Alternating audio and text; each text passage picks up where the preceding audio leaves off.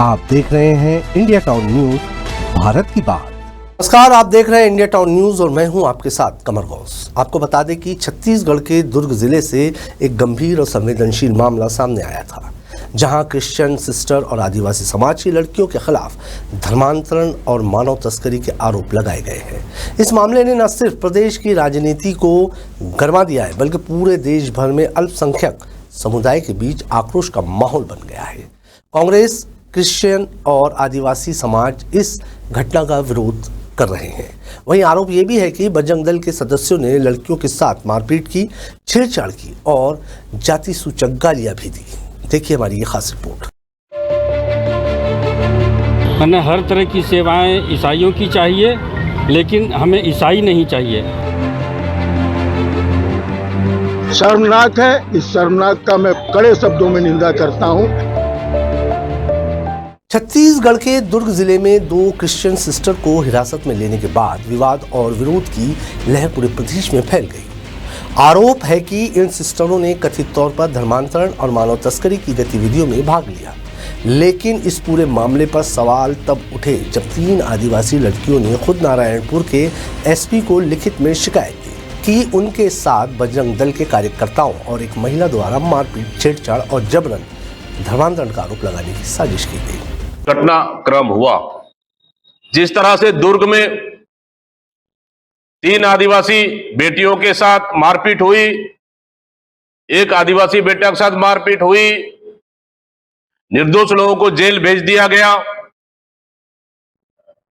बिना तथ्य के, सिर्फ धर्मांतरण और ह्यूमन ट्रैफिक के नाम से। कहां का न्याय संगत है? क्या सरकार में कानून नाम की चीज है कि नहीं है? और जिस तरह से उन आदिवासी बेटियों का बयान आया कि हमें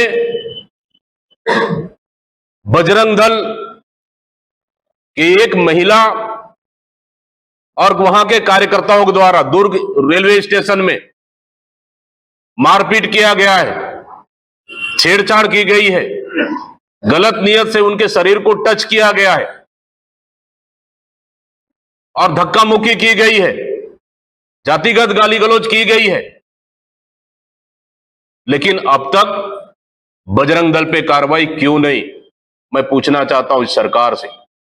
जबकि उक्त तीनों बेटियां नारायणपुर जिले के एसपी से मिलकर एसपी कार्यालय गए, वहां मिलकर लिखित में आवेदन दिया बजरंग दल के कुछ कार्यकर्ता, कुछ नाम सहित उन्होंने दिया, तो अब तक कार्रवाई क्यों नहीं, मैं पूछना चाहता हूं। तीनों आदिवासी लड़कियों ने नारायणपुर एसपी को दिए गए शिकायत पत्र में साफ तौर पर लिखा कि उन्हें जबरन पकड़ा गया, उनके साथ गलत तरीके से शरीर को छुआ गया, धक्का मुक्की और जातिगत गालियां दी गई। इसके बाद भी आरोपियों के खिलाफ अब तक कोई कार्रवाई नहीं की गई। वहीं कांग्रेस ने इस घटना को लेकर सरकार पर सीधा हमला बोला है। हमारे साथ सिस्टर लोग आए हैं और इनके दिल में बहुत तकलीफ हुआ है। जिस ढंग से दुर्ग में जो घटना हुई है 2 नन बहनों के साथ, थाने में भी घुस के बीजेपी के समर्थित महिलाओं ने उनके साथ भद्दे शब्दों का प्रयोग किया। ऐसा लगता है कि छत्तीसगढ़ में गृह विभाग बजरंग दल चला रहा है। बजरंग दल से जुड़े महिलाएं वहां घुस के हमारे नन सिस्टर के साथ बदतमीजी से पेश आए हैं। नंबर 1, ये ऐसा लगता है छत्तीसगढ़ में कि कानून व्यवस्था खत्म हो चुकी है और गृह विभाग बजरंग दल चला रहा है। बजरंग दल के इशारे में गृह विभाग काम कर रहा है। उनके डायरेक्शन पर किसी का पशु पकड़ लो, किसी का ट्रक पकड़ लो, किसी को उठा के बंद कर दो, किसी का हत्या कर दो और गृह विभाग उसके साथ खड़ा रहता है। बड़ा दुख लगता है। गृह विभाग का काम लगता है छत्तीसगढ़ में भी, जैसे उत्तर प्रदेश में कंवरिया लोगों के फूल बरसाना, उनका पांव मालिश करना, उनको नमक पानी गर्म पानी से सेकना, गृह विभाग ये करेगा। छत्तीसगढ़ में भी ऐसा लग रहा है कि यहाँ का गृह विभाग यहाँ हनुमान चालीसा पढ़ेगा, यहाँ राम क्या सुंदरकांड पढ़ेगा, यहाँ भंडारा लगाएगा और कोई काम नहीं है क्या? ये सब का कौन देखेगा? आए दिन चोरी हो रही, डकैती हो रही, मर्डर हो रहा है, कौन देखेगा? ये विभाग सुंदरकांड पढ़ने के लिए है क्या? हनुमान चालीसा पढ़ने के लिए क्या है? बजरंग दल को दे दिया गया छत्तीसगढ़ में गृह विभाग को क्या? शर्मनाक है। इस शर्मनाक का मैं कड़े शब्दों में निंदा करता हूँ। देश संविधान के साथ चलेगा, संविधान के दाएं बाएं जो चलेगा उसके खिलाफ पूरा हिंदुस्तान खड़ा होगा। इस बीच अंबिकापुर में भी क्रिश्चियन समुदाय ने सड़कों पर उतरकर बड़ी संख्या में रैली निकाली और एसडीएम को ज्ञापन सौंपा। इस रैली में न केवल ईसाई समाज बल्कि मुस्लिम समाज, कांग्रेस पार्टी और चर्च संगठनों ने भी भाग लिया। उन्होंने 2 नन सिस्टर की गिरफ्तारी को गलत और दुर्भाग्यपूर्ण करार देते हुए दोषियों के खिलाफ सख्त कार्रवाई की मांग की है। हमारा आज का यह रैली का विशेष उद्देश्य है कि दुर्ग जिले में जो 2 नन और 3 अन्यों को बिना दोषी ठहराकर जेल में डाला गया था, जो कि सरासर गलत है। हम उसी के विरोध में यह रैली के लिए आए हुए हैं और हमारा कहना यह है कि हम विशेष करके भारतीय संविधान का जो नियम है, हम उसी का नियम के अनुसार में हम किसी भी जाति या धर्म के हैं, चाहे हम हिंदू, मुस्लिम, सिख, ईसाई हैं, हमें हमारा स्वतंत्रता है कि हम किसी भी धर्म को अपनी स्वेच्छा से मान सकते हैं। कोई हमें दबाव में अपना धर्म नहीं मनाता है। और आज हमारा प्रदर्शन और यहाँ रैली आने का मुख्य उद्देश्य वही है कि हमें भारतीय संविधान का जो नियम है उसी के नियम में हमें चलना है। उसका विरोध करना हमारे लिए विरोध है और हम कदार उसका विरोध करते हैं कि कोई किसी भी जाति या धर्म को बिना दोषी का जेल ना डाला जाए। कांग्रेस ने इस मामले की गहराई से जांच के लिए 7 सदस्य जांच समिति गठित की है। इस समिति का नेतृत्व पूर्व प्रदेश अध्यक्ष मोहन मरकाम कर रहे हैं।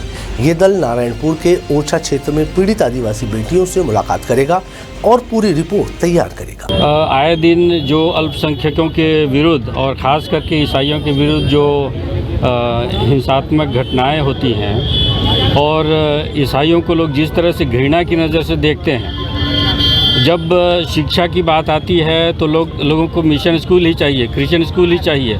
स्वास्थ्य की ज़रूरत हो तो मिशन अस्पताल चाहिए।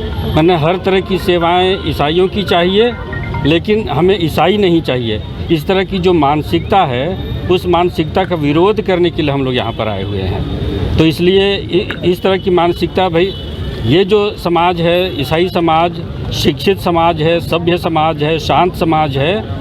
लोग इस समाज को इस नज़र से न देखें कि ये लोग देश को बर्बाद करने वाले हैं। हम लोग देश के विकास में काम कर रहे हैं, देश के लिए अच्छे नागरिक तैयार कर रहे हैं अपने शिक्षा के माध्यम से। तो इस चीज़ को हर भारतीय समझे, स्वीकार करे और ईसाइयों को बराबरी का दर्जा दे, यही हमारी मांग है। इस पूरे घटनाक्रम ने प्रदेश की राजनीति को गरमा दिया है। सवाल ये उठता है कि क्या किसी भी समुदाय को बिना जांच और सबूत के केवल धन के आधार पर टारगेट किया जा सकता है? क्या कानून का राज खत्म हो गया है? तो ये था दुर्ग और अंबिकापुर से जुड़ा वो मामला जिसने न सिर्फ छत्तीसगढ़ बल्कि देश भर में अल्पसंख्यक समुदायों के बीच चिंता की लहर पैदा कर दी है। अब सबकी निगाहें इस पर टिकी है कि क्या राज्य सरकार इस मामले में निष्पक्ष जांच करवा पाएगी, क्या दोषियों पर कार्रवाई होगी और सबसे बड़ा सवाल, क्या आदिवासी बेटियों को न्याय मिलेगा? इंडिया टाउन न्यूज़ इस मुद्दे पर अपनी नज़र बनाए हुए। फिलहाल के लिए मुझे दीजिए इजाज़त और आप देखते रहिए इंडिया टाउन न्यूज़, भारत की बात। नमस्कार।